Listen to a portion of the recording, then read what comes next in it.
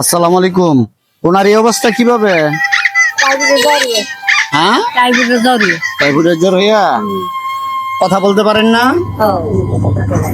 হ্যাঁ, আপনাদের বাড়ি কোথায়?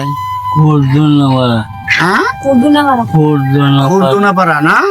ছেলে মেয়ে নাই? মেয়ে, তিনটা মেয়ে না? সংসারে আয় করার কেউ নাই? ও, অসুস্থ কতদিন যাবত? 20 বছর। তো চলেন কিভাবে? এভাবেই? ও, তাই মানে একদিনে আপনারা কত টাকা পান? ভাই 1000 ভাই 1200 ভাই 500 ভাই বা 500 ভাই আচ্ছা আচ্ছা আচ্ছা।